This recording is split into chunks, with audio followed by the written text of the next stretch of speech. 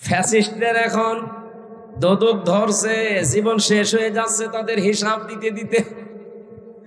তাও তো বিভিন্ন কায়দা কৌশল আছে বেঁচে যাওয়ার। কি কথা বলে না কেন? দোদকের মামলা যদি কেউ খায়, দুর্নীতি দমন কমিশন, ওরা যদি দুর্নীতি করে ওদেরকে ঠেকাবে কে? বাংলাদেশে আমরা আগস্টের 5 তারিখের পর থেকে আরো এটা বেশি দেখছি। অনেকে দুর্নীতিবাজদের ধরছে ঠিক, কিন্তু বিভিন্ন ফাঁকা দিয়ে তারা বের হয়ে চলে যাচ্ছে।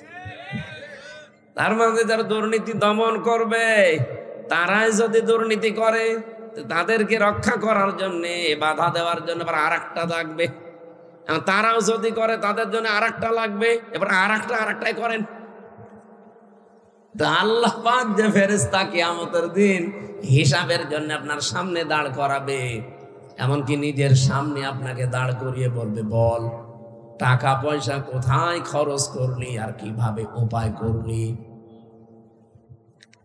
মা তাযালু কদামা বানি আদম আবদি ইয়াউমাল কিয়ামাতি হাত্তা ইসালান 50 আন উমরিহি ফিমা আফনা ওয়া আন শাবাবিহি ফিমা আবলা ওয়া আম্মালিহি মিন আইনা ইকতাসাবাহু ওয়া ফিমা আনফাকাহু ওয়া আন ইলমিহি মাযা আমিলা ফি। মুত্তাফাকুন আলাইহি। হযরত আব্দুল্লাহ বিন মাসউদ থেকে বর্ণিত, বিশ্ব নবী নিজে জানিয়েছেন কিয়ামতের দিন আল্লাহ প্রতিটি বনি আদম সন্তানকে তার নিজের সামনে দাঁড় করাবে। ও কক্সবাজারবাসী, এখানে যারা আছি প্রত্যেককেই কিন্তু আলাদা আলাদা দাঁড় করাবে আল্লাহ। 5টা প্রশ্নের সঠিক জবাব দেওয়া ছাড়া কেউ সামনেও যেতে পারবে না, পেছনেও যেতে পারবে না, জায়গায় দাঁড়িয়ে থাকবে। এই সময়টা আমাদের জীবনে আসবে না। এই কথা বলেন না কেন? পরীক্ষা হবে সেই কত কোটি কোটি বছর পর, অথচ প্রশ্নপত্র আগেই ফাঁস হয়ে গেছে যে এই প্রশ্ন আসতে পারে। আমরা যারা অনার্স মাস্টার্স পর্যন্ত করে আসলাম, 1 থেকে মাস্টার্স পর্যন্ত কোনোদিন আমি পরীক্ষার আগের দিন প্রশ্নপত্র হাতে পাইনি। পেয়েছেন? যেদিন পরীক্ষা হবে ওই দিনও সকালে দেয় না, সকাল 10টায় পরীক্ষা আরম্ভ, 10টা বাজার 2 মিনিট আগেও দেয় না। দেয়? ঘন্টা বাজার পরে দেবে। ওইটা দেখে যদি আপনি লেখাপড়া করে থাকেন পাশ করতে পারবেন, আর যদি ওই হিসাবে পড়াশোনা না থাকে আপনি ফেল করে বসে আছেন। অথচ মহান আল্লাহ কত কোটি কোটি বছর পরে পরীক্ষা নেবে, সেই পরীক্ষার প্রশ্নপত্র আগে এখন আমাদের কাছে অলরেডি ফাঁস হয়ে গেছে। ফাঁস করা প্রশ্নপত্র পেয়েও যদি কেউ পাশ করতে না পারে, ওকে ছাত্র কি কি ও কি? একটা ছেলে ওনার কাছে এসে বলছে, আব্বা কি পরীক্ষার রেজাল্ট দিয়েছে? রেজাল্ট দিয়েছে তো ভালো, তুই কাঁদিস কেন? কথা বলে না। আরে রেজাল্ট দিয়েছে, আমি মিষ্টি নিয়ে আনবো, ভালো করে বল তুই পাস না ফেল? বলছে, আব্বা ফেল করলে তো কথা ছিল, ছিলাম 5-এ, নামিয়ে দিয়েছে 3। এখন আমার 5-এ উঠতে আরো 2 বছর লাগবে। বলেন তো, যে ছেলেটা মিষ্টি আনার জন্য উনি ব্যস্ত, যে রেজাল্ট দিয়েছে, হয়তো কিছু না কিছু হলেও তো 33 পেয়েছে। ছেলে বলছে, আব্বা এমন রেজাল্ট হয়েছে, স্যাররা রাগ করে ও ক্লাসে আমার রাখে নাই, 3 নামিয়ে দিয়েছে। কোথায় ছিল? বলেন বলেন। এখন আমার 5-এ উঠতেই তো লাগবে 2 বছর, এই কারণে আমি কাঁদতেছি। প্রশ্নপত্র ফাঁস হয়ে যাওয়ার পরে যদি আমাদের মতো মানুষ আমরা ফেল করি, বুঝতে হবে আমি ছাত্র না। এই কথা বোঝেন আমার? এই 5টা প্রশ্নের সঠিক জবাব দেওয়া ছাড়া তা না না না না, ফাঁক ফকড় দিয়ে চলে যাবেন না, সঠিক জবাব দেওয়া লাগবে। 1 নম্বরে একটা জীবন দিয়েছিলাম, কি করে ব্যয় করলে ওটা বল। 2 নম্বরে একটা যৌবন দিয়েছিলাম 15 থেকে 45, এই সময়টা কি করে ব্যয় করলি বল। 3 নম্বরে কি করে সম্পদ উপার্জন করেছিল, ওই রাস্তাগুলো বল, দেখি তোর রাস্তাগুলো ঠিক আছে কিনা। 4 নম্বরে কোথায় কোথায় দিয়েছিস ওইটা বল। আমার মনে হয় 4 নাম্বার জায়গায় অনেক মানুষ ধরা খেয়ে যাবে। সম্পদ যে কোথায় ব্যয় করে ও নিজেও জানে না, অথচ সম্পদগুলো তো আপনি কতদিন আগে আমার আল্লাহর কাছে বিক্রি করে দিয়েছেন, যেই দিন আপনি বলেছেন লা ইলাহা ইল্লাল্লাহ। এ কালেমা পড়ার মানে হচ্ছে আমার জীবন, আমার মরণ, আমার বেঁচে থাকা, আমার মরে যাওয়া, আমি সব আল্লাহকে অলরেডি দিয়ে দিয়েছি। ওলে ইন্না সালাতি ওয়া নুসুকি ওয়া মাহইয়ায়া ওয়া মামাতি লিল্লাহি রাব্বিল আলামিন। আল্লাহ পাক বলেন, যখন এই কালেমা মানুষ পড়ে তাকে এই কথা বলতে বলেন যে বলিন্না সালাতি ওয়া নুসুকি, আমার যত নামাজ কালাম আমি পড়ি, দৈহিক যত ইবাদত আছে এবং মালের যত ইবাদত আছে, এখানে নুসুক মানে শুধু কোরবানি না, নুসুকের অর্থ তিনটা। এদিকে তাকান। নুসুক মানে 1 নম্বরে রক্ত প্রবাহ করা, যেটা আমরা কোরবানি বুঝি। 2 নম্বরে নুসুক মানে হজের কার্যকলাপ, যেটা কঠিন কাজ। 3 নম্বরে পৃথিবীর যত ইবাদত বন্দেগী আছে, আরবিতে তাকে নুসুক বলা হয়। এই যত রকমের কিছু আমি করেছি সব আল্লাহকে অলরেডি দিয়ে দিয়েছি। এমনকি আমি যদি বেঁচে থাকি আল্লাহর জন্য বেঁচে থাকবো, যদি মরেও যাই আমি আল্লাহর জন্য মরব। এই 4টা কথা বলার পরে আপনার কালেমার হক আদায় হবে।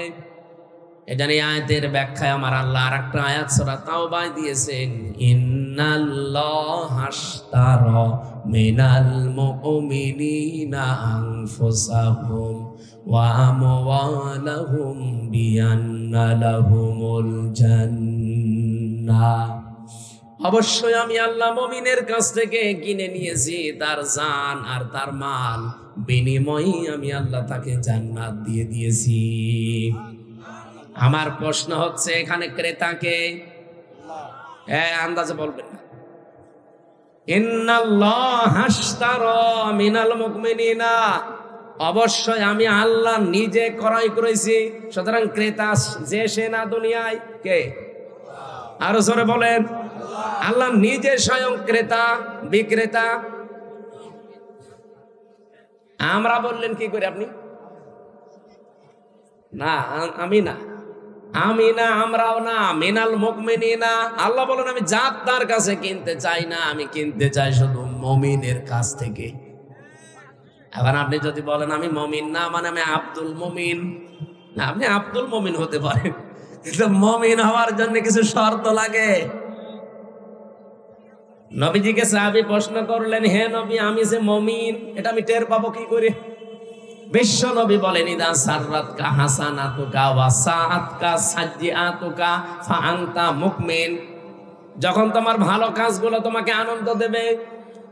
আজকে এই যে কাজটা সত্যি করে মন থেকে বলেন তো, এটা কি ভালো কাজ না মন্দ কাজ?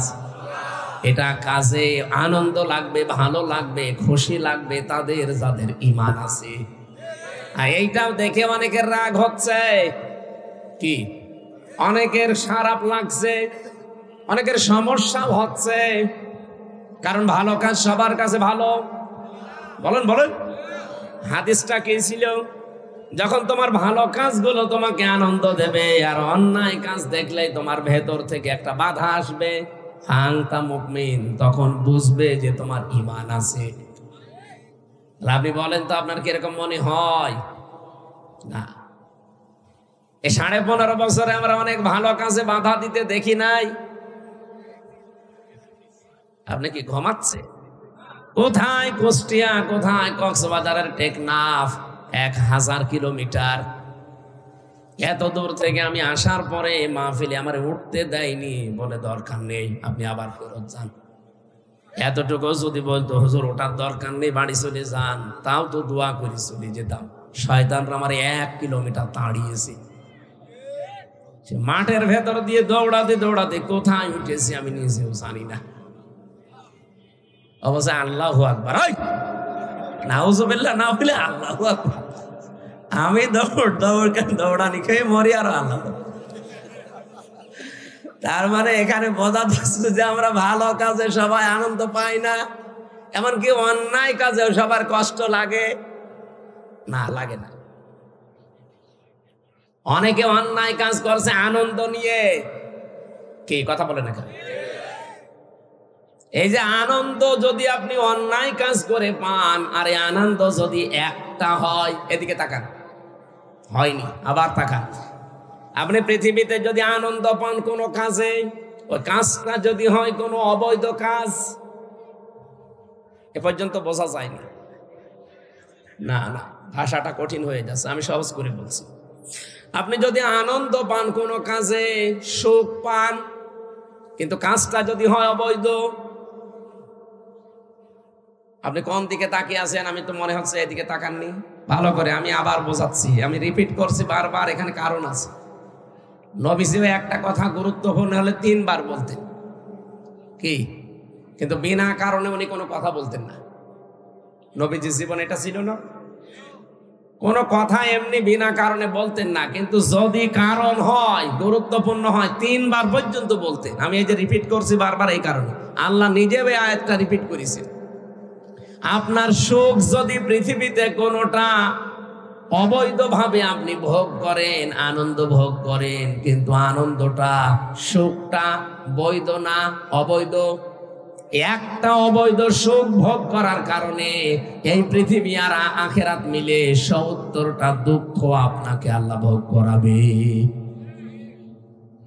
আজ কক্সবাজারের হোটেলে, সমুদ্র সৈকতে কত মানুষ বাংলাদেশের বিভিন্ন জায়গা থেকে কার কাকে নিয়ে এসেছে ও জানে, আর আল্লাহ জানে।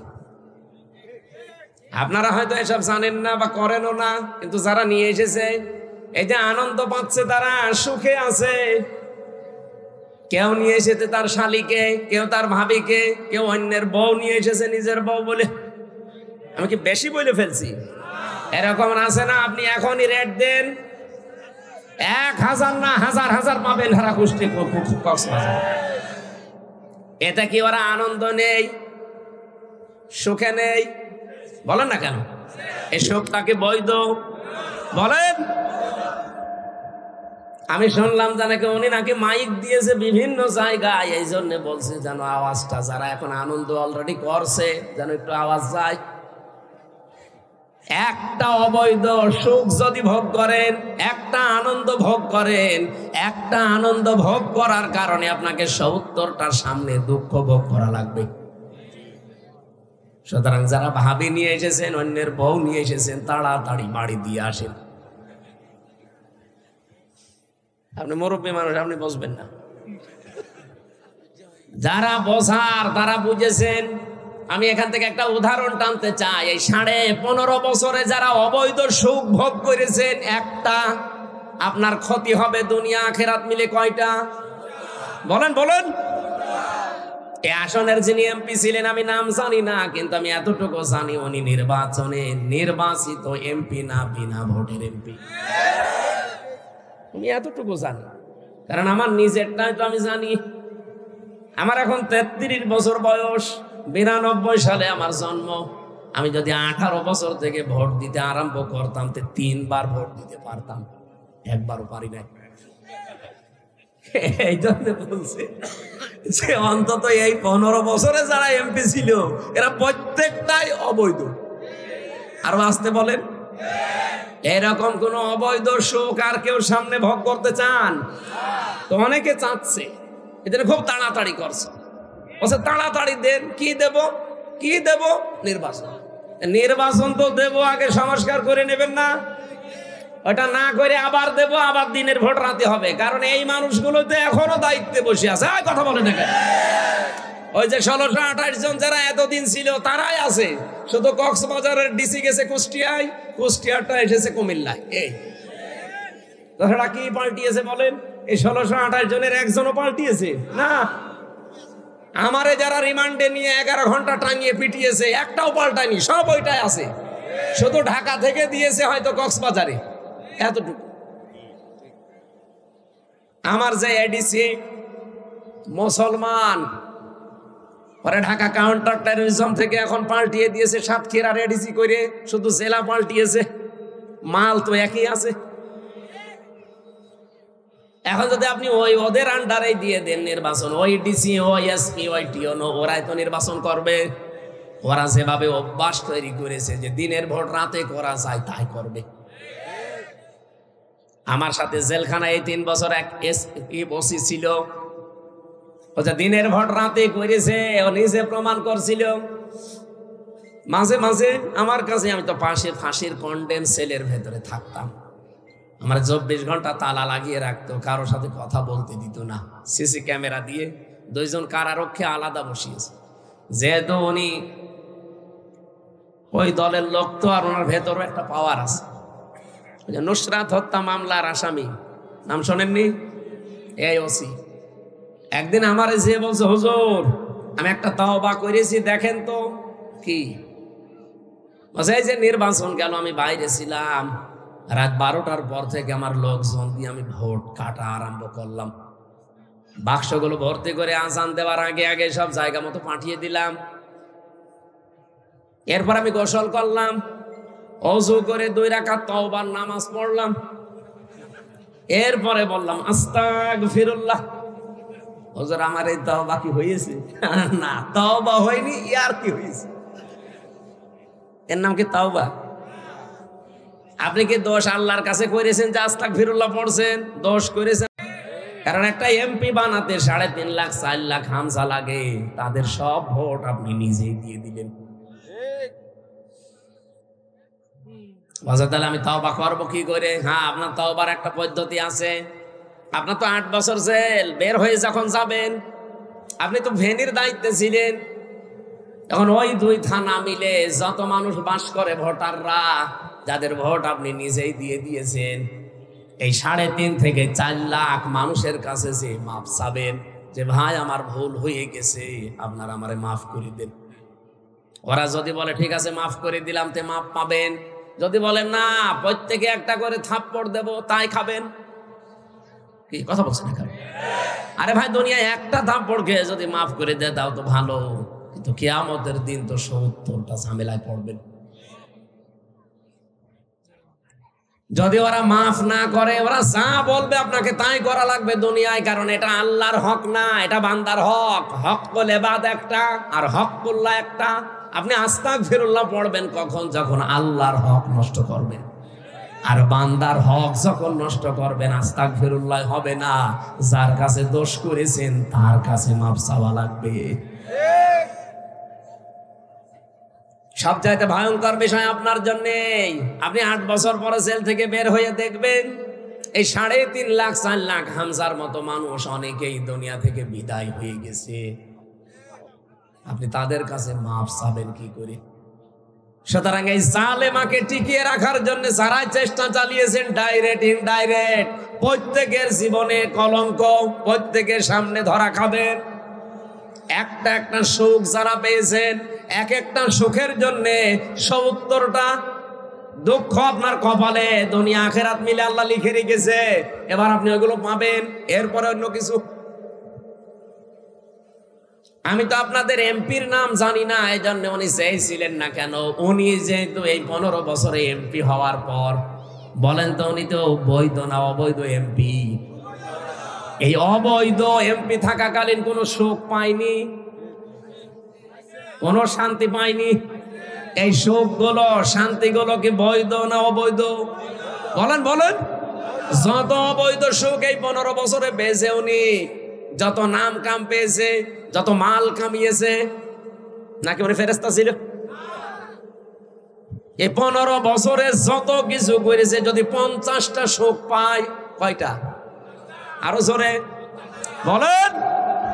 15.5 বছরে মিলে মাত্র 50টা আনন্দও যদি করে দুনিয়ায়, 50টা সুখও যদি ভোগ করে, সুখগুলো সব ছিল কি অবৈধ? আরো জোরে।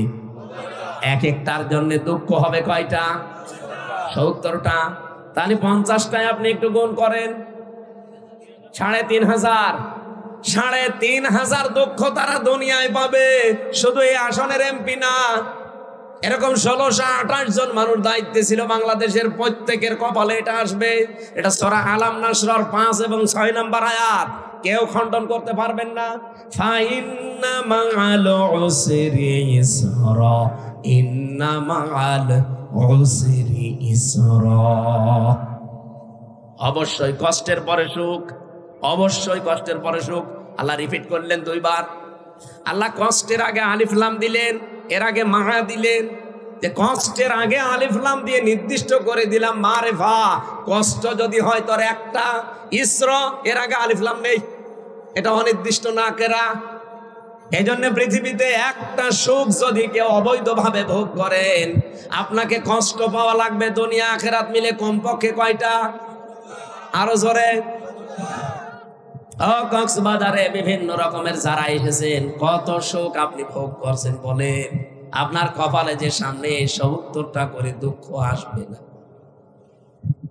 আমি আর নিচে নামলাম না, এরপরেও যদি কেউ না বোঝার ভান করে থাকেন, এদিকে আসেন, আসেন আসেন। এত সহজ বাংলা বলার পরেও যদি কেউ না বোঝে, হুজুর আমি এখনো বুঝি নাই, কানের নিচে এমন জোরে দুইটা দেব না, আপনি সব বুঝতে পারবেন। আমার এই কথার সামারাইজ কি? অবৈধভাবে কোন শোক ভোগ করা যাবে? যারা পরকীয়া প্রেম করেন, এটা কি শোক পায় না মানুষ? শোক না পেলে ২-৩ সন্তানের ছেলে মেয়ে সব রেখে আল্লাহ রাস্তায় চলে যায় কি করি? অবশ্যই শোক পায়। কথা বলে না কেন? এই শোকটা কি বৈধ না অবৈধ? এরকম যত রকমের অবৈধ শোক আছে দুনিয়ায়, যত রকমের অবৈধ শান্তি আছে, একটা ভোগ করবেন, ওর বিনিময়ে আপনাকে কমপক্ষে ৭০টা দুঃখ ভোগ করা লাগবে। যারা টেলিভিশনে, মোবাইলে, কম্পিউটারে, ল্যাপটপে উল্টা পাল্টা সিনেমা দেখেন, উলঙ্গ অর্ধ উলঙ্গ সিনেমা যারা দেখেন, নাচ গান দেখেন, আনন্দ পান না পান না? এটা কি বৈধ আনন্দ না অবৈধ? আরো জোরে বলেন। এক একটার জন্য ৭০টা দুঃখ সামনে লেখা হয়ে গেছে। এখন চিন্তা করেন আপনি লোড নিতে পারবেন কিনা।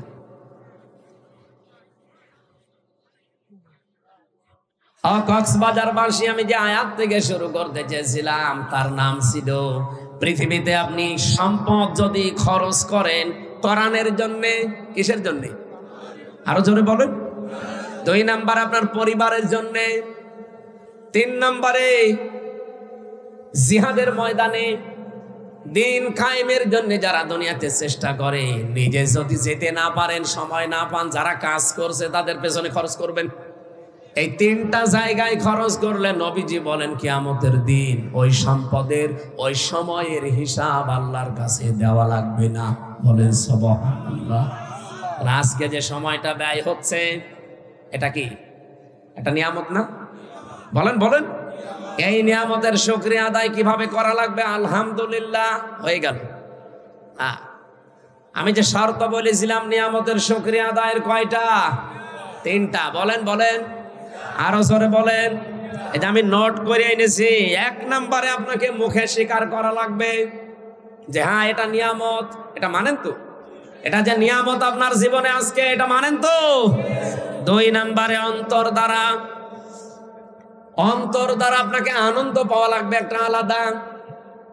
এই জন্য কোরআনে কারিমের সূরা আনফালের ২ নম্বর আয়াতে আল্লাহ এই আয়াতের ব্যাখ্যাটা দিয়েছেন এইভাবে, ইন্নামাল মুমিনুনা আল্লাযীনা ইযা যুকিরাল্লাহু ওয়াজিলাত কুলুবুহুম ওয়া ইযা তুলিয়াত আলাইহিম আয়াতুহু যাদাতুহুম ঈমানা ওয়া আলা রাব্বিহিম ইয়াতাওয়াক্কালুন। বলেন আল্লাহু আকবার। আল্লাহ বলেন আমার দৃষ্টিতে তো মুমিন ওই লোকটা যার সামনে আমার নাম উচ্চারণ হলে তার অন্তরাত্মা কেঁপে ওঠে ভয়ে। ২ নম্বরে আমার কোরআনের আয়াত যখন তাকে তেলাওয়াত করে বোঝানো হয়, তার ঈমান যতটুকু আছে ঈমান আরো বেড়ে যায়। আর বাড়ি যাওয়ার সময় তারা সিদ্ধান্ত নিয়ে বাড়ি যায়, আল্লাহ এখন থেকে ভরসা করব তোমার প্রতি। কার প্রতি? এই আয়াতে 3টা কথা পেলাম। আমার এর আগের আয়াতে ছিল আপনার অন্তর দ্বারা আপনি একটা আনন্দ পাবেন। এই যে ওয়াজিলাত কুলুবুহুম, আপনার অন্তরাত্মায় একটা আনন্দ লাগবে, একটা কাঁপ ধরবে। এটা কি? তাফসিরে মুফাসসিরিন ইকরাম লিখেছেন প্রতিটি মানুষের পাম স্তনের নিচে একটা গোশতের টুকরা আছে। এই গোশতের টুকরা এটা একটা কাঁপ ধরবে, আনন্দ লাগবে। এখানে যখন নাচানাচি করবে, 2 নম্বরে শরীরের ভেতরে যতগুলো পশম আল্লাহ দিয়েছেন প্রতিটি পশম দেখবেন আনন্দে খাড়া হয়ে যাবে। আপনি দেখেন, আর ভেতরে একটা অজানা অনির্বচন সুখ আল্লাহ আপনাকে আলাদা দান করবে। কি বললাম শব্দটা? একটা আলাদা অনির্বচন সুখ। এটা এই কক্সবাজারে কিনতে পাওয়া যাবে না, এটা আল্লাহর পক্ষ থেকে সরাসরি আসে। এই অনির্বচন সুখ, এটা উদাহরণ দিতে গিয়ে আমি পেয়েছি। এই যে মুরগির বাচ্চারা সিল থেকে, কোন দুশ্মন থেকে নিজের বাচ্চাকে রক্ষা করার জন্য এভাবে নিজের পাখাকে ডাউন করে দেয়, এরপরে ফল করে। কি করে না? মুরগির বাচ্চারা যখন নিজের পাখাকে এভাবে ডাউন করে দেয়, ফল করে দেয়, দেখবেন বাচ্চাগুলো নিচে এসে আশ্রয় নিয়ে একটা কিচির মিচির আওয়াজ দেয়। এইটাকে বাংলায় বলা হয় অনির্বচন সুখ। তারা মনে মনে ভাবে তার মাকে এই কিচির মিচির আওয়াজ দিয়ে জানাতে চায়, মা এতক্ষণ চাইছিলাম, এখন যেখানে আছি কেউ আমাদের আর দেখতে পারছে না, আমাদের বিশ্বাস হয়ে গেছে তোমার এই আঁচলের নিচে থাকাকালীন কেউ আমাদের ক্ষতি করতে পারবে না। এটা একটা আনন্দ পায় আলাদা। ওই আনন্দ যাকে তাকে আল্লাহ দেয় না। ওরা যেহেতু সব দিক থেকে নিরাপত্তা পেয়ে গেছে, এই জন্য আনন্দটা পায়।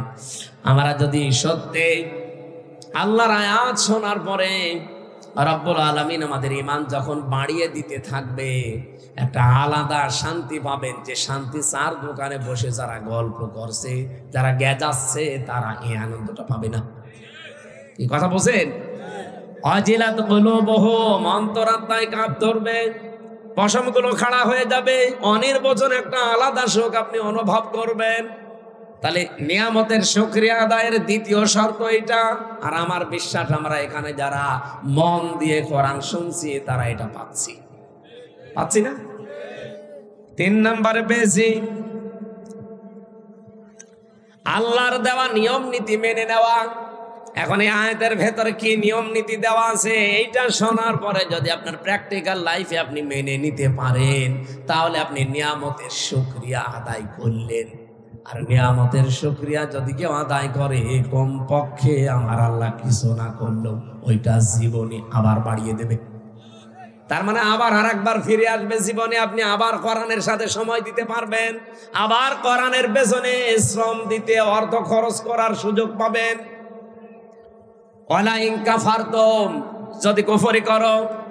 কুফরি কাকে বলে? বাংলা অর্থ কুফরি শব্দের অর্থ হচ্ছে ঢেকে ফেলা। কি করা? এই যে যারা চাষ করে খায়, যারা বিভিন্ন জিনিস চাষ করে, তাদেরকে আরবিতে বলা হয় কাফের। এখন যদি যারা এই যে ধান লাগায়, ওরে যদি বলেন এই কাফের, আপনার ছাড়বে। অথচ আরবিতে কিন্তু আরবি দেশ হলে ওরে কাফেরই বলতাম। কাফের মানে ঢেকে ফেলা, গোপন করা। ও যেহেতু বীজকে মাটির ভেতরে ঢেকে ফেলে, গোপন করে দেয়, এই জন্য আরবিতে ওর নাম কি? কাফের। বলেন কি বুঝলেন এখান থেকে? ওয়ালা ইন কাফারতুম, যদি তোমরা কুফরি করো, আমার নিয়ামতকে জানার পরে, শোনার পরে, দুনিয়ার কোন স্বার্থ পেয়ে যদি গোপন করে দাও, ঢেকে রাখো, জানতে না দাও, প্রকাশ না করো। আল্লাহর নিয়ামত কি ছিল আজকে? এখান থেকে আমি প্রথমে শব্দ বলেছিলাম যে আমার দায়িত্ব সঠিকটা তুলে ধরা, আর আপনার দায়িত্ব এইটা নিয়ে বাড়িয়ে চিন্তা ভাবনা করা।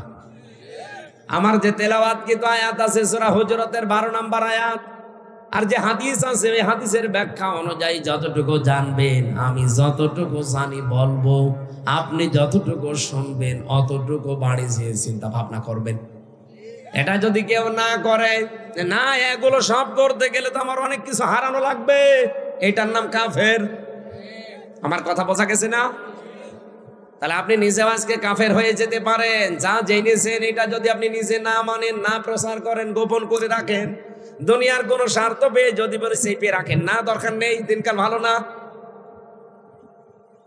এখনো পর্যন্ত অনেকে এই 2025 সালের এপ্রিল মাসের 15 তারিখেও বলছে যে হুজুর দিনকাল ভালো না, অত বেশি ঝামেলায় যাওয়ার দরকার নেই। দিনকালকে 1500 বছর আগে ভালো ছিল। হ্যাঁ, সে সময় তো বেলালকে পিঠের উপরে পাথর চাপা দিয়ে রাখতো, হযরতে সুমাইয়াকে লজ্জাস্থানে বর্ষা দিয়ে আঘাত করে দুনিয়া থেকে বিদায় করে দিয়েছে। সে সময় আমাদের তুলনায় ভালো ছিল না খারাপ ছিল? আপনি যে বলেন দিনকাল ভালো না, অত দরকার নেই। তারা যদি বলতো দিনকাল ভালো না, তাদের মুখে মানায় তো, আপনার মুখে মানায়? এটার আল্লাহর কোন বিধান জানার পরে দুনিয়ার যে কোনো স্বার্থে আমরা যেন গোপন না করি। এই সারা বাংলাদেশে 15.5 বছরে আয়াতটা গোপন করার কারণে দেশের অবস্থা এতদিন জালেমরা টিকে ছিল। নাই যদি সবাই আগস্টের 5 তারিখের মতো এই 9 সাল থেকে আমরা আরম্ভ করতে পারতাম যে না, কোনো অন্যায় এদেশে হতে দেব না, হওয়া সম্ভব না, ওই সময় কোনো জালেম ক্ষমতায় বসতে পারতো না। জীবন তো আমাদের ঠিকই গেল। 2732 জন মানুষ অলরেডি জীবন দিয়ে দিয়েছে। জীবন তো ঠিকই গেল। 34,000-এর মতো প্রায় মানুষ হাসপাতালের বেডে কাতরায়। সবই গেল মাঝখান থেকে 15.5 বছর দেশটা জাহান্নাম হয়েছিল। এই জন্য আমরা চাচ্ছি আর সামনে কোনো কিছু জানার পরে গোপন না করি। গোপন করলে আপনি কি হবেন বলেন বলেন।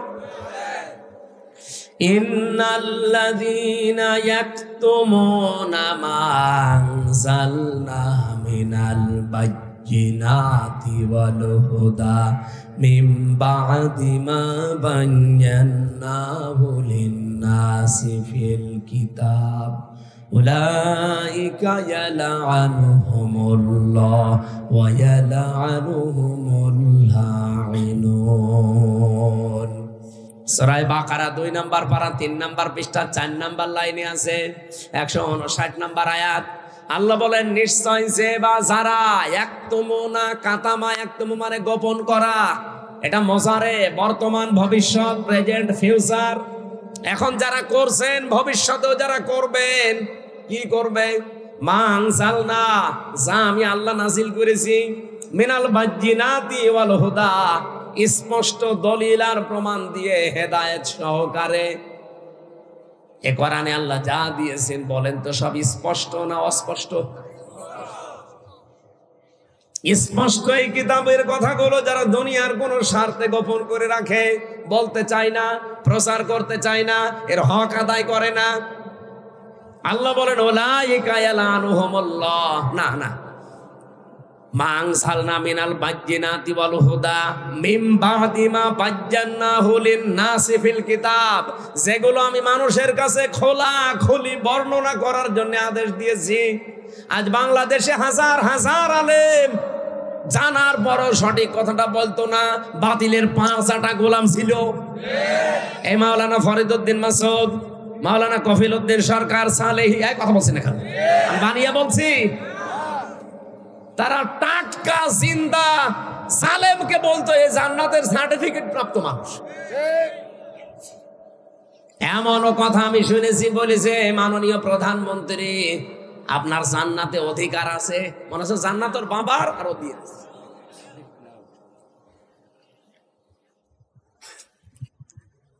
এই আলেম নামে এই জালেম গুলোর কারণে 15.5 বছরে এই জালেমা টিকেছিল।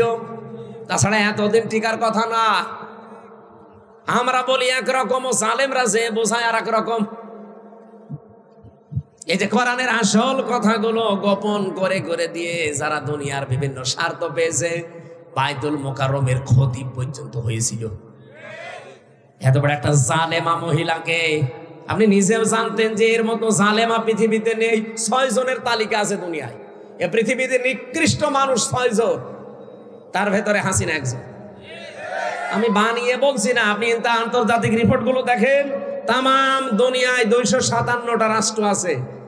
এই 257টা রাষ্ট্রের যত মানুষ পৃথিবীতে এখন বাস করছে, 6 জন মানুষ সবচাইতে নিকৃষ্ট পৃথিবীর মানুষের কাছে, তার ভেতরে হাসিনা একজন, এই মোদি একজন, এই নেতানিয়াহু একজন, আর ওই যে ট্রাম্প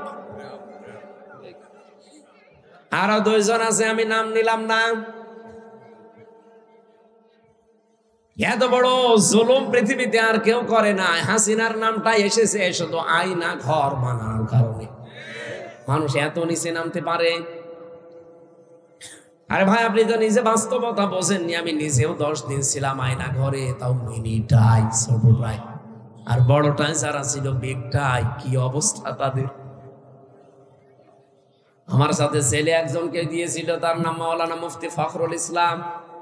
আল্লাহর বান্দা আমারে মাঝে মাঝে বলতো, হামজা ভাই আপনার সাথে আয়না ঘরে কি করেছে আমি জানি না, তবে আমার সাথে কি করেছে এই পায়ের ভেতরে এভাবে হাত দিয়েছে, সামনে যে লোহার ব্যারিকেড আছে ওর সাথে হাত লাগিয়ে সেকল দিয়ে তালা লাগিয়ে দিয়েছে।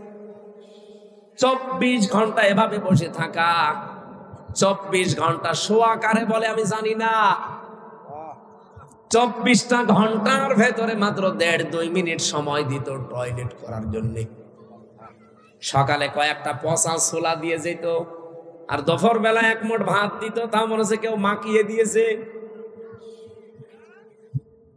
আমি দেখতাম মাঝে মাঝে ওই ঘর তো এমনি ছোট, আমি তো ফাঁসির কন্টেম ছেলে, এদিকে 3.5 হাত, এদিকে 2.5 হাত, এতটুকু একটা জায়গা, তারপর আবার সামনে টয়লেট দেওয়া।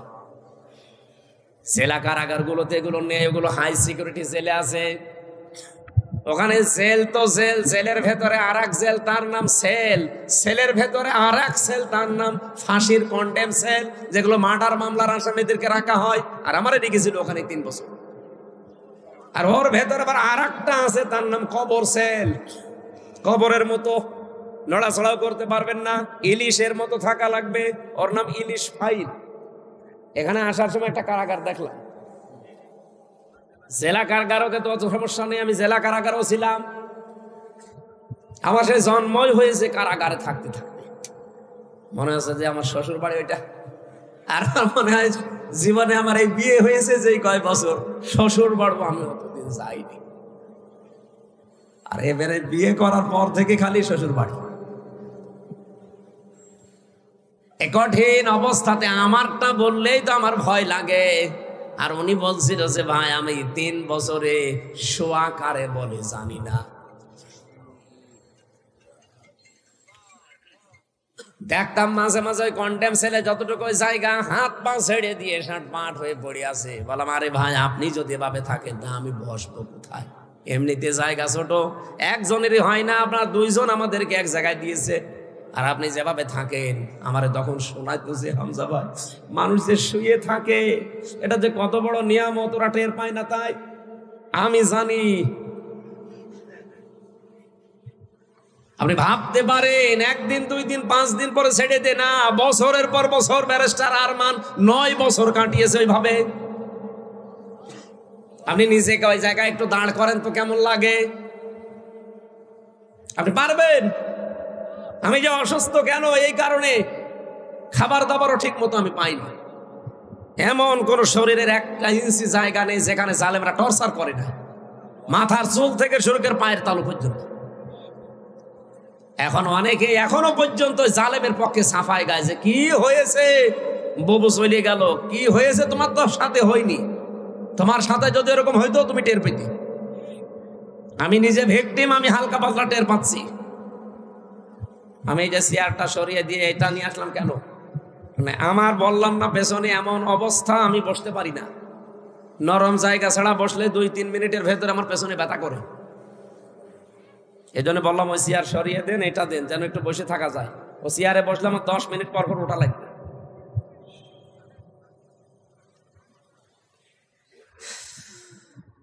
এখনো পর্যন্ত যারা জালেমের পক্ষে সাফাই গাইছে আর তারা আশায় আছে যে না আপা আসবে, আজকে ঢাকার বুকে কোন শয়তানরা যেন মিছিল বের করেছে যে ববু আবার আসবে ফিরে। এর পরের লাইনটা বললাম না। এদেশের জনগণ যদি আবারও ঘুমিয়ে যায়, সামনে আমার অবস্থা হবে না, 100 বছরে আর সূর্যের আলো দেখতে পারবেন না।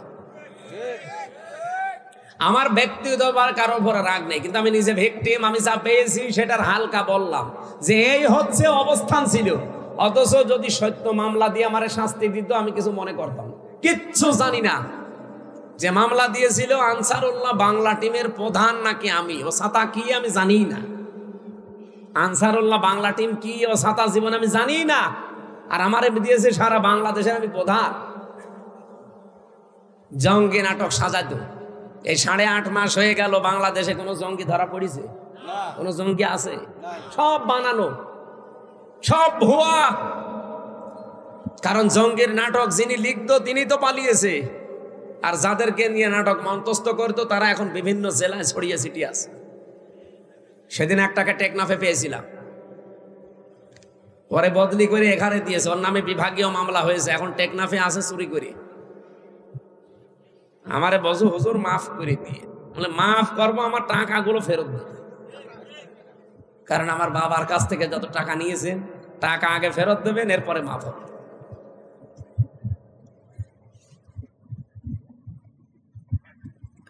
আমার ভাইরা, এই যে নিকৃষ্ট মানুষদের তালিকা তো আর আমরা বানাইনি, সব খ্রিস্টানরা বানিয়েছে। এমনি বানায়নি, তাদের পুরা কর্মজীবনটা দেখেছে যে মানুষ কত নিকৃষ্ট হতে পারে। আমার কথা বলার কথা ছিল এই জায়গায়, আজ আমরাও যদি এই আলেমগুলো মুখোশধারী যারা ছিল, এত বড় জালেমাকে যারা কওমি জননী নাম দিয়েছিল, বলেন স্বার্থের কারণে আপনি কওমি জননী নাম দেওয়ার আর মানুষ পেলেন না দুনিয়ায়, এরকম একটা জালেমাকে নাম দিলেন। অথচ ওই সময় মামুনুল হক, আমি, শাকাওয়াত হোসেন রাজি, কত আলেম, প্রায় ৭৬ জন আলেম ওই সময় আমরা জেলে। যেই দিন এই নামটা ঘোষণা দিয়েছে বাইতুল মোকাররমের সাবেক খতিব,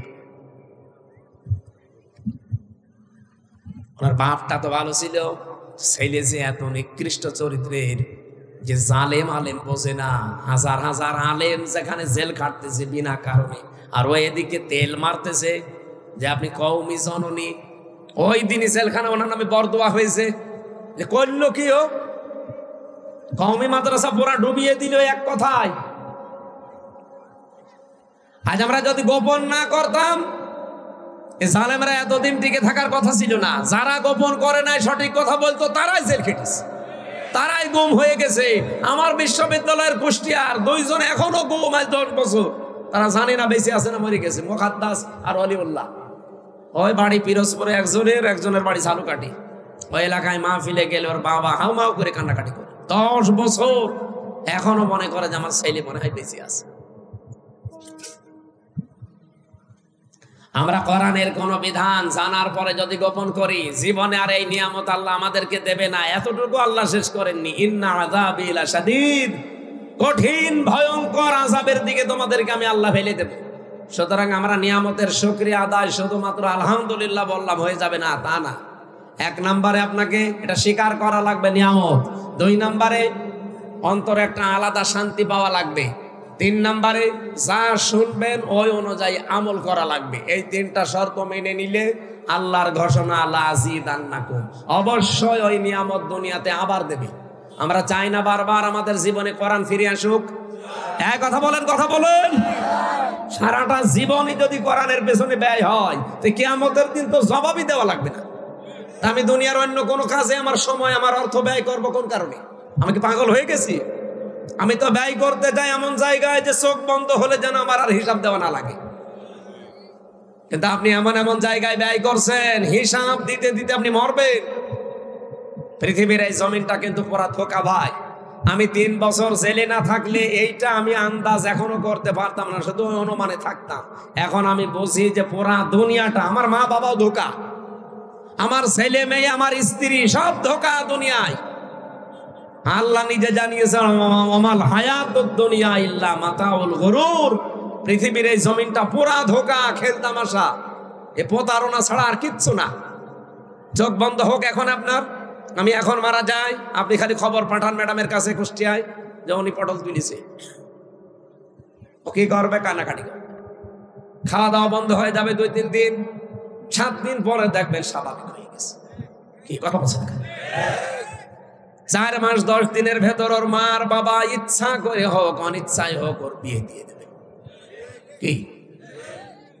আর এটা যেহেতু নিয়ম আছে দেবে। 4 মাস 10 দিনের ভেতরে যখন বিয়ে হয়ে যাবে অন্য জায়গায়, মাত্র 7 দিন সংসার করার পরে বলবে, ওর আব্বাকে কল দিয়ে বলবে, আব্বা হামজা তো আর কি ছিল, এখন যেটা পেয়েছি এটা 100 গুণ ভালো। অথচ ওর জান আমি করিনি, কি রাত দিন এক করে ফেলেছি। কি কথা বলছে না? আমরা অনেক স্বামী আছি তার স্ত্রীকে খুশি রাখার জন্য, সুখে রাখার জন্য, মা বাবাকে খুশি রাখার জন্য, সুখে রাখার জন্য, সন্তানাদির আখের গোছানোর জন্য অনেক মানুষ আমরা এখন এই পাগলামি করছি যে বাবা শাহজালাল সব হালাল। এরকম মানুষ নেই দেশে? আছে মানে আমরা আছে মানে আপনি এখান থেকে পরিত্রাণ পাওয়ার জন্য চেষ্টা চালান।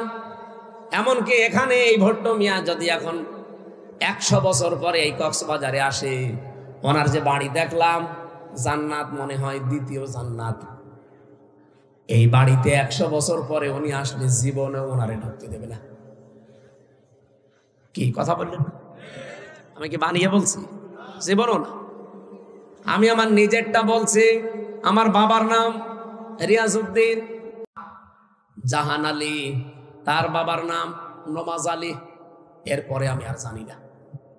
হ্যাঁ, 3 পুরুষের পরে আমার জানি না, আর আমার জানার দরকারও নেই, কারণ আমি তাদের চিনিও না, তাদের নামও জানি না, তাদের জীবনে দেখিও নি। আমি নমাজ আলীকেও দেখিনি, শুধু নাম শুনেছি। আমি আমার জাহান আলী পর্যন্ত চিনি, আমার দাদা, ওই দাদার বাপকে আমি দেখিনি।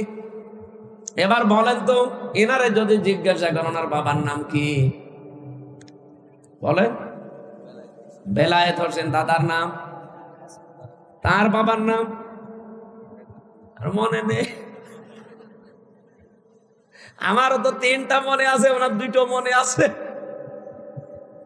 এখন ওই হাসমত আলী ওনার হচ্ছে দাদা।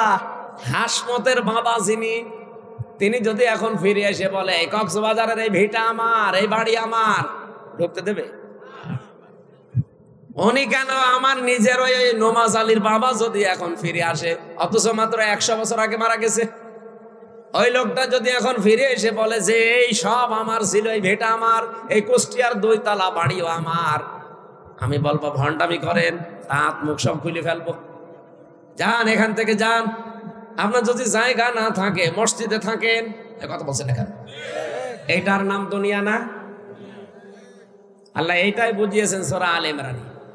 রব্বুল আলামিন বলেন ফামাঙ্গে সহসিহানিন নার ওয়া উদখিলাল জান্নাতা ফাকাদ ফাজ।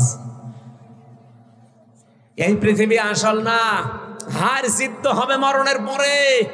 কাউকে যদি আল্লাহ জাহান্নাম থেকে মুক্ত করে জান্নাতে দিয়ে দেয়, তার জীবন সফল। এটা এক অর্থ। আর একটা অর্থ আছে, আপনারা শুনতেছেন? এটা সূরা আলে ইমরান 4 নম্বর পারা 13 নম্বর পৃষ্ঠা 13 নম্বর লাইনের 185 নম্বর আয়াতের শেষের দিকে আছে। আল্লাহ বলেন হার জিত এই দুনিয়ায় নেই, আসল সফলতা বিফলতা মরণের পর। যদি কাউকে আমি জাহান্নাম থেকে মুক্ত করে জান্নাতে দিয়ে দেই, এর জীবন পুরা সফল। এটা এক অর্থ। আর একটা অর্থ কি? আর একটা অর্থ হচ্ছে দুনিয়ার জীবনে কাউকে যদি জাহান্নামের কাজগুলো থেকে আস্তে আস্তে আমি মাইনাস করে করে বিরত রেখে রেখে জান্নাতের কাজের দিকে আস্তে আস্তে এগিয়ে দেই। আগে আপনি জাহান্নামের কাজগুলো করতেন, আস্তে আস্তে ছেড়ে দিয়েছেন, জান্নাতের কাজের দিকে এখন আস্তে আস্তে এগিয়ে যাচ্ছেন, আপনার জীবন সফল। আপনি আগে ঘুষ খেতেন, এখন আর খান না। আগে সুদ খেতেন, এখন আর খান না। আগে নামাজ পড়তেন না, এখন পড়া আরম্ভ করেছেন। আপনি মনে করবেন আমি আস্তে আস্তে জাহান্নামের পথ থেকে দূরে সরে জান্নাতের নিকটবর্তী হচ্ছি। এরকম জীবন আমরা এখনো বানাতে পারি নাই। আগে অনেকেই ঘুষ খেত ব্যাংকের, সুদ খেত ব্যাংকের মাধ্যমে, এখন ডিজিটাল কায়দা আরম্ভ করেছে। এখন টাকা ছেড়ে রাখে, টাকা আসে, একটু বেশি পাওয়া যায়। এলাকায় এখন আরম্ভ হয়েছে কিনা আমি জানি না, ওই যে টাকা ছেড়ে রাখে 1000, তখন 100 টাকা বেশি দেয় মাসে মাসে। এই সুদ যারা খাচ্ছেন এরা কিন্তু নিজের মায়ের সাথে জেনা করছেন। এ নাউজুবিল্লাহ পর্যন্ত কি শেষ না? এটা আজকে মানা লাগবে। বলেন বলেন। যারা টাকা ছেড়ে রেখেছেন, 1000 টাকা দিলে 100 টাকা বেশি দেয়। যদি এরকম কেউ থাকেন, এই মুহূর্তে তওবা করা লাগবে যে আমি আমার আসল টাকা বাদ দিয়ে বাকিটা মাফ করে দিলাম, আমি আর নেব না। কারণ আমি মায়ের সাথে জেনা করে নামাজ পড়ে করবো কি? কি কারা কারা ছেড়ে দিতে পারবেন? হাত তোলেন তো। আরে আল্লাহ, এলাকায় ব্যবসা তো ধ্বংস চলছে। বাবা শাহজালাল সব আলাল চালান, অসুবিধা নেই। অন্তত যারা হাত তুললেন ছেড়ে দেওয়া লাগবে। এমনকি এখনো এখানে বসে আছে যে ওয়াজ শুনে যে ওই সুদের টাকা তুলবো, কথা বলছেন না কেন?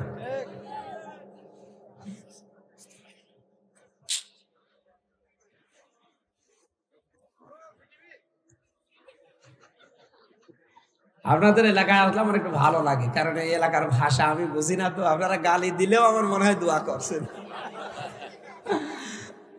আর আমিও এই চকরিয়া এসেছিলাম একবার, জেল থেকে বের হওয়ার পরে হজে গিয়েছিলাম ওমরা থেকে এসেই বিমানবন্দর থেকে ওরা আমার টান দিয়ে নিয়ে আসলো মাহফিলে।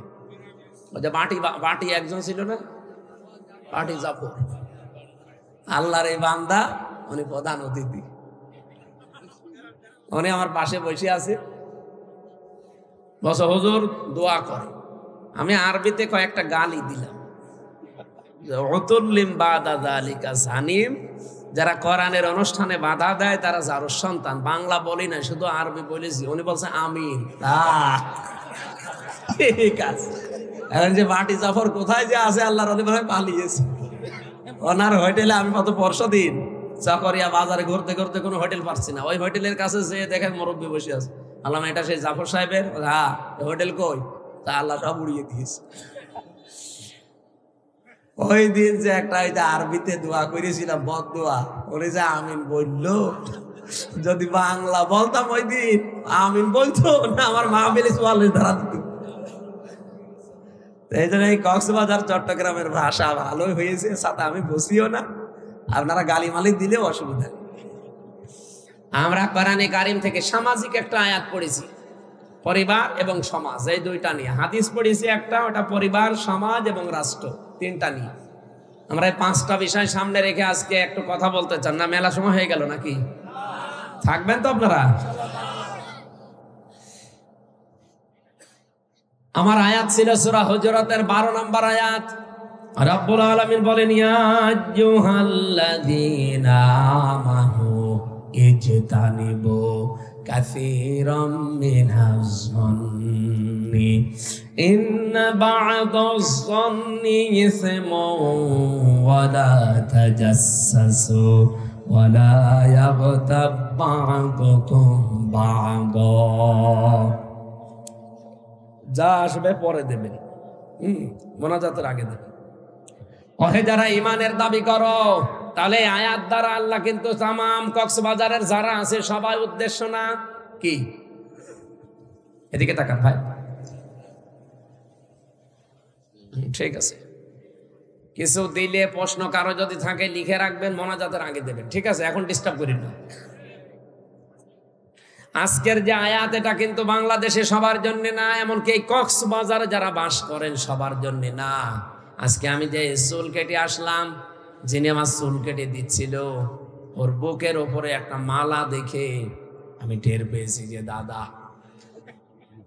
তার মানে ওনার জন্য আজকের আয়াত না, ওনার তো ইমানই নেই। কি কথা বলেন না কেন?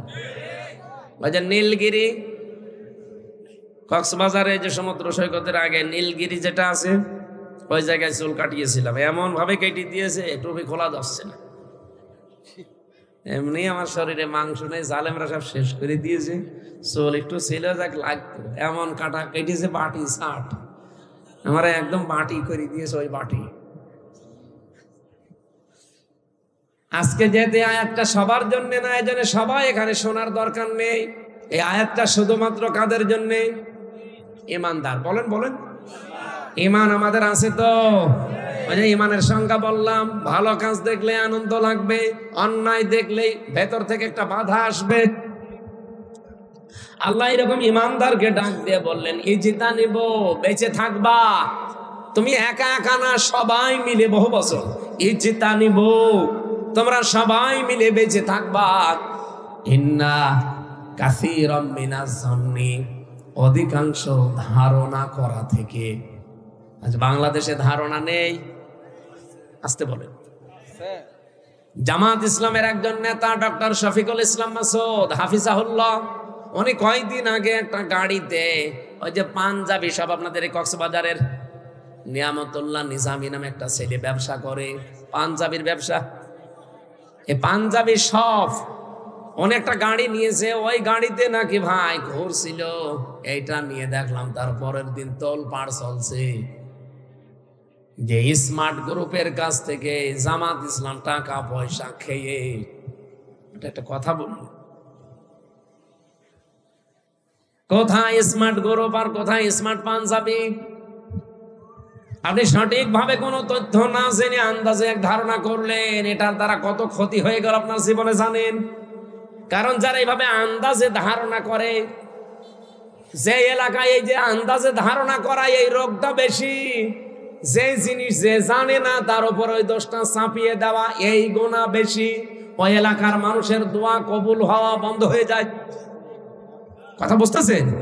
তাহলে কত বড় অপরাধ বাংলাদেশে এরা করলো। যারাই করেছে তারা যদি আল্লাহ বলেন ইজ্জিতা নিব, বেঁচে থাকবা, কাসীরাম মিনাজ জন্নি, অধিকাংশ ধারণা করা থেকে, ইন্না যাবাদাজ জন্নি ইসমুন, কারণ অধিকাংশ ধারণাই হচ্ছে গুনার কাজ। কথা বলেন না কেন? রিকশা দিয়ে একজন চলে যাচ্ছে তার স্ত্রী নিয়ে, আপনি আন্দাজে এক ধারণা করলেন ও চরিত্র ভালো, মেয়ে লোক নিয়ে যাচ্ছে, আরে ভাই ওটা তোর বউ অথবা বোন অথবা মাও হতে পারে, ওর আপন খালাও হতে পারে। যে 14 জন মহিলার সাথে দেখা করা যায় যাচ্ছে, তাদেরকে যদি আপনি নিয়ে যান গুনাহ আছে। আপনার মা যেতে পারে, আপনার মেয়ে যেতে পারে, আপনার বউ যেতে পারে, আপনার ফুফু যেতে পারে, আপনার খালা যেতে পারে, আপনার ভাইয়ের মেয়ে যেতে পারে, আপনার আপন বোনের মেয়ে যেতে পারে, আপনার পুত্রবধূ যেতে পারে। এরকম 14 জন, কয়জন? এই 14 জন মহিলা যদি আপনার সাথে যায় আর আপনি আন্দাজে রাস্তায় দেখে একটা ধারণা করে দিলেন, এই আন্দাজে ধারণা করা কি কাজ? ছোটখাটো গোনা না, কবিরা গোনা। আল্লাহ বলেন বেঁচে থাকবে এই গোনা থেকে। ওয়ালা তাজাসসু, মানুষের পেছনে অনুসন্ধান করতে লেগে যাবা না। এটা আগস্টের 5 তারিখের পর থেকে বেশি আরম্ভ হয়েছে।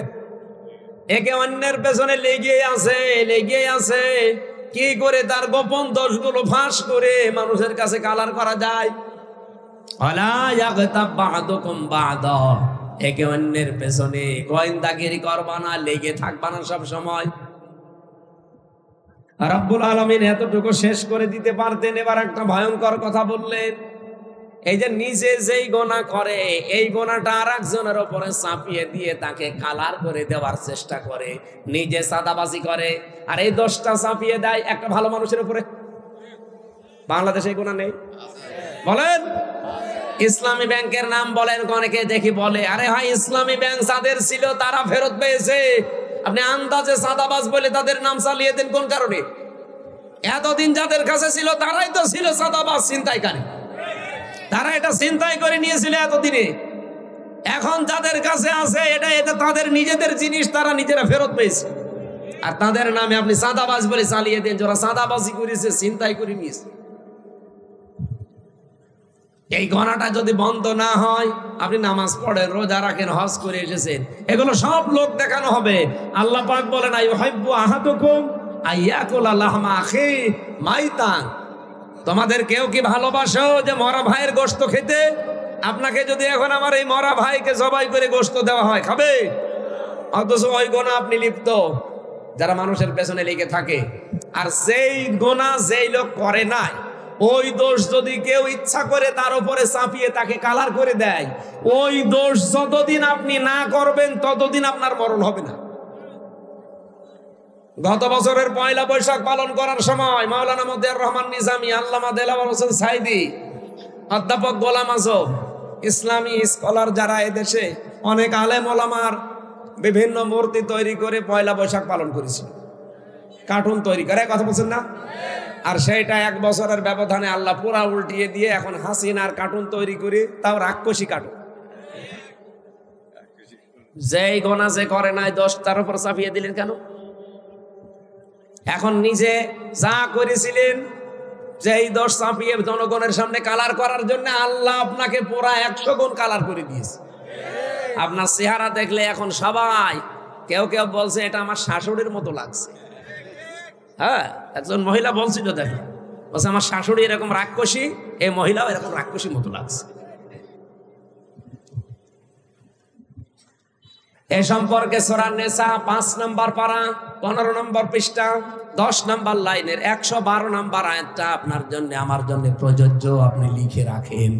অমাইয়াক সিব খাতিয়াতান আও ইসমান সুম্মা ইয়ারমি বিহি বারিআন ফাকাদ হিতামালা বুহতানা ওয়া ইসমান মুবিনা। পৃথিবীতে অনেক মানুষ এমন আছে নিজেরা অন্যায় করে, পাপ করে, আর এই পাপটা যখন হয়ে যায় তখন একটা নিরপরাধ মানুষের উপরে চাপিয়ে দিয়ে তাকে কালার করার চেষ্টা করে। এই লোকটা যেন নিজে প্রকাশ্য পাপের বোঝা বহন করে নিয়ে বেড়াচ্ছে। এরা যে পাপের বোঝা এতদিন বহন করে নিয়ে বেড়াচ্ছে, এটা আগস্টের 5 তারিখের পর থেকে আল্লাহ প্রমাণ দিচ্ছে। এই 15.5 বছরে যা করেছে, যত মারিং কাটিং করা, যত চুরি করা, যত অবৈধ কাজ করা, যত চরিত্রহীন হওয়ার জন্য কাজ করা, সব এখন জনগণের সামনে ওপেন হয়ে যাচ্ছে। একটা বুড়ো মানুষ, কাওয়া কাকুর মতো বুড়ো মানুষ, ওর নাকি রাত 12টা, 12:30, 1টা, 2টা পর্যন্ত নায়িকা লাগতো শুধু গা পাটিবার জন্য। বলুন সুবহানাল্লাহ। শরীর চলে না খাওয়া।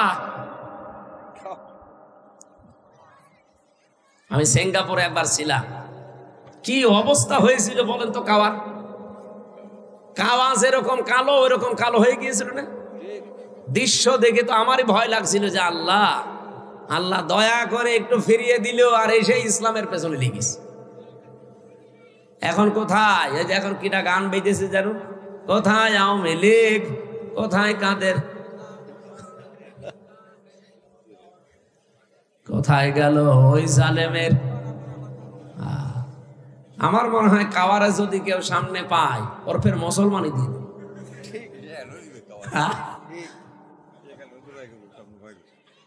যা যা চরিত্র স্বাভাবিকতা হালকা পাতলা একটু দেখা যাচ্ছে, গভীরেরটা তো আমরা অনেকে জানি না।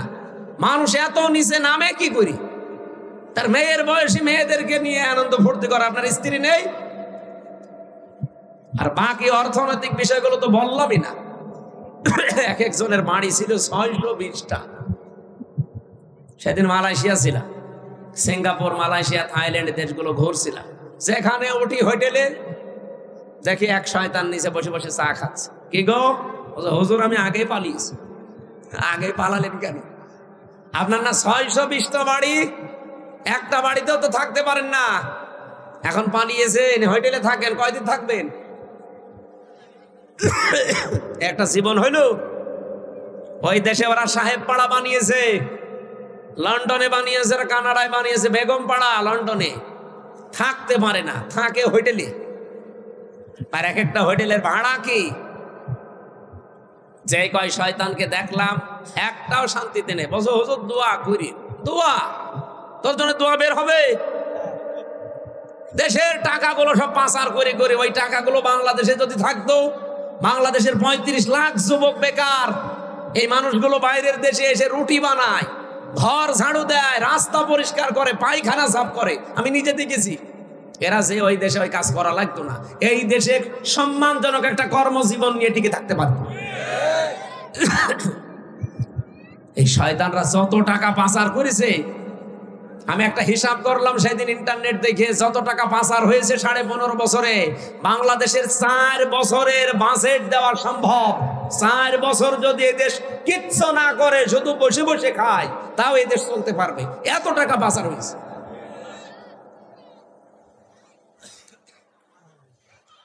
আর এখনো পর্যন্ত ওরা সাফাই গাছ, আমরা কি করেছি যে আমাদের মানুষ দেখতে পারে না। সেদিন হাসিনা একটা বক্তব্য দিচ্ছিল, দেখলাম ইন্টারনেটে, বলছে হ্যাঁ সবই দোষ আমার, সবই আমি খেয়েছি, আমার বোন যে এত খাইলো, আমার বোনের তো কিছু হয় না।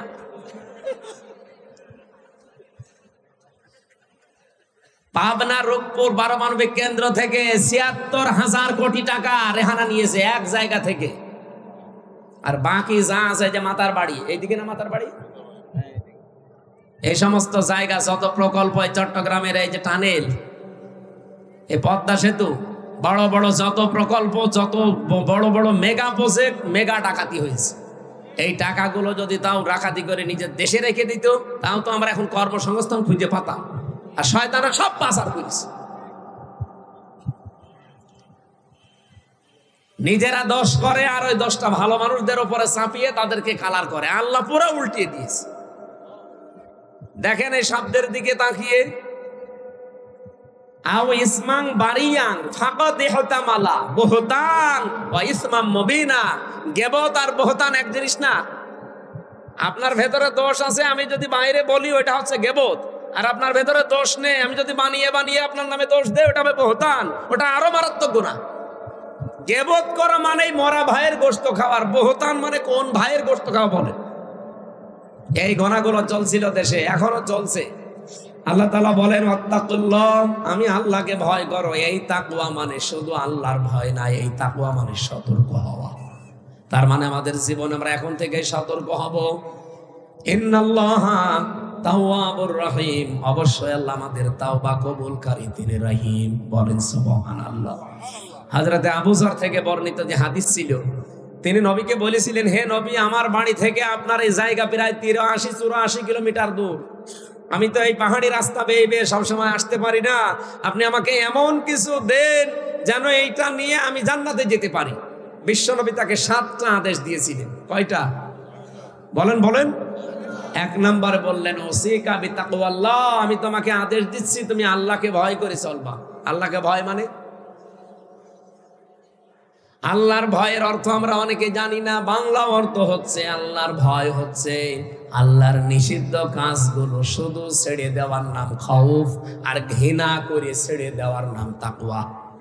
আল্লাহর যত নিষিদ্ধ কাজ আছে তার ভেতরে এই ধারণা করা একটা নিষিদ্ধ কাজ। এই কথা বলেন না? আমরা গীবতের উপরে কথা বললাম, তহমতের উপরে বললাম। সুতরাং এই ধারণায় আন্দাজে ধারণা করা থেকে আজকে থেকে বেঁচে থাকা লাগবে। শুধু বেঁচে থাকবো না, ঘৃণা করে ছেড়ে দেব। যেখানে গীবত হবে, মেয়েদের ভেতরে এটা বেশি হয়। এক জায়গায় বসলে শুধু গীবত, পরনিন্দা, পরচর্চা করা, এটা বন্ধ করা লাগবে। দরকার হয় চুপ থাকবেন। মান সামাতা না যা, কথাবার্তারা যদি প্রয়োজন না হয় বলবেন না। আন্দাজে বকতে বকতে এমন বেশি কথা বলে। নবীজিকে প্রশ্ন করলেন সাহাবী, আমি যদি আল্লাহর তাকওয়া ভয় এটা অর্জন করি কি আমি পাবো? নবীজি বলেন ফাইন্নাহু আসিয়ানু লিআমরিকা কুল্লিহি, পৃথিবীর যত কাজ আছে সব কাজের ভেতরে আল্লাহ দেখবেন তোমাকে একটা সৌন্দর্য দিয়ে দেবে। তোমার কাজ দেখলেই পৃথিবীর মানুষ বুঝবে না এটা অন্য ধরনের মানুষ। আল্লাহ এই যে আদেশটা, উপদেশটা আবু যরকেই দিয়েছিল নবীজি, না আমরাও আছি? আমরা আছি না? এই উপদেশগুলো জীবনে আমরা যেন মেনে চলতে পারি। সম্মানিত ভাইরা, চট্টগ্রাম শহরে একটা অনুষ্ঠান আছে রাত 12টায়, এখন বাজে 11:05। আমি মেয়েদের জীবন নিয়ে জেলখানায় বসে বসে ওদের খুব কষ্ট দিয়েছিল, তারপরেও চুরি চুরি করে লিখেছিলাম। 2টা বই আমার লিখিত আছে। একটা হচ্ছে দাম্পত্য জীবনের কলহ এবং তার সমাধান, এবং আদর্শ নারী। মেয়েদের কয়জন মানুষ পৃথিবীতে আদর্শ হবে, মেয়েকে আর বউকে পড়াবেন। ওই যে সাদা গাড়ি আছে, কয়েকটা পিস আছে, আপনারা শিক্ষিত মানুষরা নিয়ে যেয়ে ওদেরকে পড়াবেন। মেয়েদের জন্য একটা আছে, ছেলেদের জন্য একটা আছে। আমি আগামীতে আবার এই চট্টগ্রাম কক্সবাজার যদি আসি, একটা মাহফিল রাখবেন। আজকে ডবল হওয়ার কারণে একটু চাপ হয়ে গেছে। ওখানে শামসুল ইসলাম সাহেব, এরপরে শাহজাহান সাহেব বসে আছে। আমার এখন যাওয়া লাগবে। আমি আজকের মতো মাপ চেয়ে নিয়ে দোয়া করে শেষ করে দিচ্ছি। বইটা যাওয়ার সময় নিয়ে যান। আল্লাহুম্মা আমিন। লা ইলাহা ইল্লা আনতা সুবহানাকা ইন্নী কুনতু মিনাজ জালিমিন। রব্বুল আলামিন, সারা জীবন অপরাধ করে জীবনটা নষ্ট করে ফেলেছি। হাত ওঠায় কথা বলবো ভয় করে, লজ্জা করে। জীবনের অপরাধের দিকে তাকালে গোনা ছাড়া কিছুই দেখা যায় না। আমাদের জীবনের অপরাধের দিকে তাকিও না, তোমার রহমতের দিকে তাকাও। জিন্দেগীর গোনাগুলো মাফ করে দাও। সওয়াব যদি দিয়ে থাকো আজকের আয়োজনে, বিশ্বনবীর রওজায় পৌঁছিয়ে দাও। যত মানুষ আদম থেকে পর্যন্ত কবরে আছে, জান্নাতুল ফেরদাউস দিয়ে দাও। বিশেষ করে আজকের মাহফিল যাদের স্মরণে আল্লাহ তাআলা ডাক্তার বেলায়েত হোসেন, তোমার গোলামকে কবরে তুমি জান্নাতুল ফেরদাউস দিয়ে দাও। তার স্ত্রীও কবরে আছে, আল্লাহ তুমি তাকেও মাফ করে দাও। তার সন্তান, সুযোগ্য সন্তান হাত তুলেছে, লিয়াকত আলী। আল্লাহ আমার এই ভট্ট ভাইয়ের মোনাজাত কবুল করো। তোমার নবী জানিয়েছে সন্তান যদি হাত তোলে ওই মোনাজাত নাকি তুমি ফেরত দাও। সন্তানের চোখের দিকে তাকাও, মুখের দিকে তাকাও, কাকতি মিনতি করে মা বাবার জন্য দোয়া করছে। আমাদের সবার দোয়া যদি কবুল না হয়, তার সন্তানের দিকে তাকিয়ে তাদেরকে কবরে জান্নাত দিয়ে দাও। জীবনে বহু ভালো ভালো কাজ তারা করেছে, কাজগুলো কবুল করো। শয়তানের ধোঁকায় যদি অন্যায় কিছু করে থাকে, আল্লাহ তুমি নিজ গুণে কবুল করে মাফ করে নাও। মাহফিলের সম্মানিত সভাপতি আমার ভট্ট ভাইকে মঞ্জুর করো। তার স্ত্রী সন্তান যেগুলো দিয়েছে সহি সালামতে রাখো। তার ব্যবসা বাণিজ্য বাড়ি ঘর যেগুলো দুনিয়াতে বসবাস করার জন্য আছে, আল্লাহ তুমি বাইতুস সালাম বানিয়ে দাও। আজকের মাহফিলের প্রধান অতিথি আমাদের সাবেক মেয়র, আল্লাহ তোমার এই গোলামের উপর রহমত নাসিল করো। তার মা বাবাকেও মাফ করে দাও। যত আলেমরা এখানে কথা বলেছে, আলেমদের কথাগুলো আমল করার তৌফিক দাও। এই কক্সবাজারে যারা ব্যবসা বাণিজ্য করে, আল্লাহ এদের হালাল রুজিতে বরকত দিয়ে দাও। সম্মানিতা মা বোনদেরকে খাদিজার মতো, আয়েশার মতো বানিয়ে দাও। যতটুকুই শুনেছি, যেভাবে আরম্ভ করেছিলাম, এখনো কয়েক ঘন্টা বললেও তোমার বান্দা বান্দিরা চলে যেত না। আল্লাহ তাআলা চাতক পাখির মতো এত আগ্রহ যাদের কোরআন শুনতে, কোরআন বুঝতে, এদেরকে অমরের মতো বানিয়ে দাও। 3টা বছর জালেমরা আমার শরীরটাই নষ্ট করে দিয়েছে, আমার কণ্ঠটাও নষ্ট হয়ে গেছে। আল্লাহ দোয়া করছি আমার শরীর আর কণ্ঠটা আগের মতো ফিরিয়ে দাও। কোরআনের হক কথাগুলো বলার যে যোগ্যতা, যে কণ্ঠ দরকার, আল্লাহ তুমি আমাকে ভিক্ষা দাও। এলাকায় মাটির নিচে যত মানুষ ঘুমিয়ে আছে, কোরআনের ইজ্জতে এদের মাফ করো। আমার আমিন ভাই, তার মা অসুস্থ, আল্লাহ তুমি শেফায়ে কামেলা জেলা দাও। বারাকাল্লাহু লানা ওয়া লাকুম ফিল কোরআনিল আযীম। যত স্বেচ্ছাসেবক আজকে কাজ করেছে, এদেরকে যে মা পেটে নিয়েছে, মায়ের